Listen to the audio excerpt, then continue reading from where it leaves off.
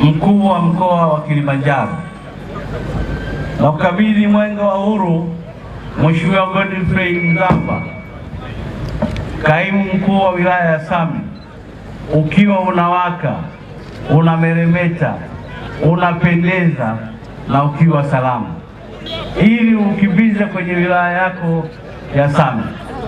Aidha, na kukabidhi kiongozi wa mbio za Mwenge ndugu yetu Wazo Michael Mwang'onda, akiwa na vijana wenzake 5 wanaokimbiza Mwenge huu wa Uhuru kitaifa.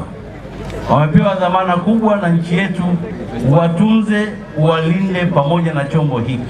Aidha, nimekabidhi viongozi na watendaji wote wa mkoa ambao wanaokimbiza Mwenge wa Uhuru katika mkoa wetu.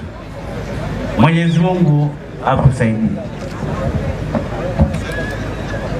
Mimi Godfrey Eliakimu Mzava, Kaimu Mkuu wa Wilaya ya Same, Mheshimiwa Nurdin Hassan Baba, Mkuu wa Mkoa wa Kilimanjaro, nakiri kupokea Mwenge wa Uhuru 2026 kiwa unawaka, unang'ara na unameremeta.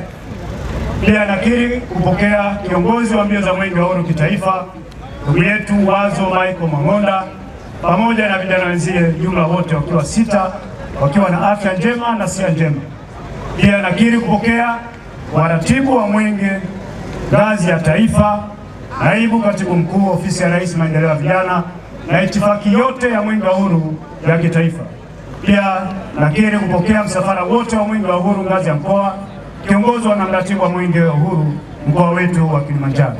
Mheshimiwa Mkuu wa Mkoa, Mwenge wa Uhuru utakapokuwa katika wilaya yetu ya Same utakimbizwa umbali wa kilomita 76, utapitia miradi 5 yenye jumla ya shilingi bilioni 2 na milioni 159.